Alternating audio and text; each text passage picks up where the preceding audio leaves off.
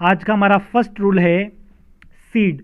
Seed और seed, देखिए इन तीनों की स्पेलिंग, देखिए इन तीनों की स्पेलिंग में बहुत ज़्यादा डिफरेंस है और इसी में ही स्पेलिंग मिस्टेक होती है, क्योंकि इन तीनों का जो प्रोनाउंसिएशन है वो क्या होता है, सीड होता है, और तीनों का जो प्रोनाउंसिएशन है वो सीड है, पर स्पेलिंग क्या है वो जो अलग अलग है। तो यहाँ पर इनसे बनने वाले तीन वर्ड भी हैं, प्रोसीड, रिसीड और सुपरसीड। तो इनका जो प्रोनाउंसिएशन है वो तो सेम हो रहा है, बट स्पेलिंग जो है अलग है। तो इनसे जुड़ा हुआ रूल जानेंगे हम। अंग्रेजी भाषा में अंत में एस ई डी वाला एक ही शब्द है।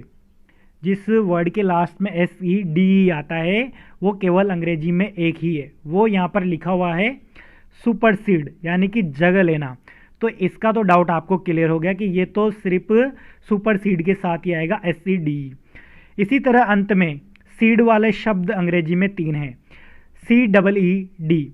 इससे बनने वाले भी तीन ही शब्द हैं अंग्रेजी में, वे नीचे लिखे हुए हैं, प्रोसीड, एक्सीड और सक्सीड।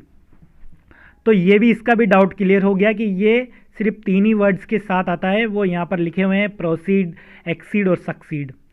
अब बात करते हैं हम एस ई डी की। इसी तरह अंत में एस ई डी सीड वाले शब्द अंग्रेजी में 8 हैं, वे यहाँ पर नीचे लिखे हुए हैं। तो चलिए वन बाय वन इनको भी देख लेते हैं। एक्सीड यानी स्वीकार करना, कंसीड यानी मान लेना, एंटीसीड यानी पहले होना, सीड यानी सौंपना, प्रीसीड यानी पूर्व में होना, सेसीड यानी कि अलग होना, एंट्रीसीड यानी कि मध्यस्थता करना, और रिसीड यानी पीछे जाना। तो एस ई और डी से बनने वाले सारे जो 8 वर्ड हैं वो यहाँ पर लिखे हुए हैं। तो आई होप गाइस आपको जो सी ई डी और एस ई डी और सी डबल ई डी इनसे जुड़े हुए रूल अच्छी तरीके से समझ में आए होंगे। ये हमारा रूल नंबर फर्स्ट कंप्लीट होता है। अब हम देखते हैं rule number second. Rule number second है हमारा ओ यू एस या यू एस से जुड़ा हुआ। तो ओ यू एस किन वर्ड के लास्ट में आता है और यू एस किन वर्ड के लास्ट में आता है, ये देखते हैं। एडजेक्टिव यानी विशेषण के अंत में ओ यू एस आता है और संज्ञा यानी कि नाउन के अंत में यू एस आता है। तो ये भी अच्छी तरीके से आपको समझ में आ गया होगा कि जो यू एस है वो किसके लास्ट में आता है, नाउन यानी संज्ञा के लास्ट में, और ओ यू एस वो किसके लास्ट में आता है, एडजेक्टिव यानी कि विशेषण के लास्ट में। तो यहाँ पर जो सारे वर्ड लिखे हुए हैं वे क्या हैं, नाउन हैं, जैसे कि एपरेटस यानी कि उपकरण, कैक्टस यानी नागफली, कैंपस यानी स्कूल या कॉलेज का मैदान, हिप्पोपोटेमस यानी कि दरियाई घोड़ा, स्टेमलस यानी कि प्रोत्साहन, स्टेटस यानी कि स्थिति। ये तो सारे हो गए नाउन। अब देखते हैं एडजेक्टिव।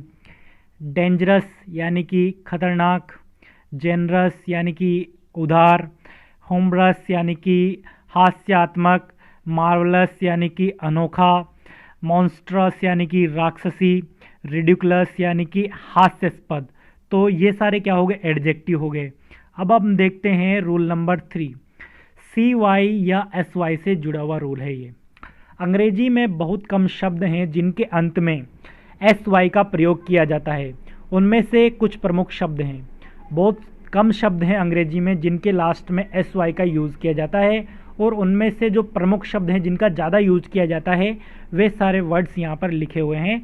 तो देख लीजिए एक बार। एपोटेसी, फैंटेसी, एक्सेटेसी, हाइपोक्रेसी, इंडियनक्रेसी, हेरेसी। तो यहाँ पर जो वर्ड लिखे हुए हैं और उनका मीनिंग भी लिखा हुआ है, तो एक बार देख लीजिएगा, जिनके वर्ड के लास्ट में एस वाई आता है। अब हम देखते हैं अंत में सी वाई वाले कुछ शब्द। बैंक्रप्टसी यानी कि दिवालियापन, डेमोक्रेसी यानी जनतंत्र, फॉल्सी यानी कि भ्रांति, ओबेंटेंसी यानी कि हट, प्राइवेसी यानी एकांत, लिटरेसी यानी कि साक्षरता। तो ये जो जिन वर्ड के लास्ट में शी वाई आता है उनसे जुड़े हुए कुछ इम्पोर्टेंट वर्ड हैं जो ज़्यादातर यूज़ किए जाते हैं। अब हम देखते हैं रूल नंबर 4। अंत में ई एफ वाई वाले शब्द भी बिल्कुल गिने चुने हैं जिन वर्ड के लास्ट में ई एफ वाई आता है। तो इनसे बनने वाले वर्ड देखते हैं। डिफाई यानी कि उपेक्षा करना, लिक्विफाई यानी कि द्रव बनाना, प्योट्रीफाई यानी कि सड़ना, रेरीफाई यानी विरल होना, स्ट्रिफिफाई यानी कि मतिमंद करना, अंत में IFY वाले कुछ शब्दों के एग्जाम्पल देख लीजिए। जिन वर्ड के लास्ट में IFY आते हैं उनसे जुड़े भी कुछ वर्ड देखते हैं। न्यूलीफाई यानी अमान्य ठहराना, रेस्टिफाई यानी सुधारना, टेस्टिफाई यानी गवाही देना, पेसिफाई यानी शांत करना, सिग्निफाई यानी प्रकट करना, प्योरीफाई यानी शुद्ध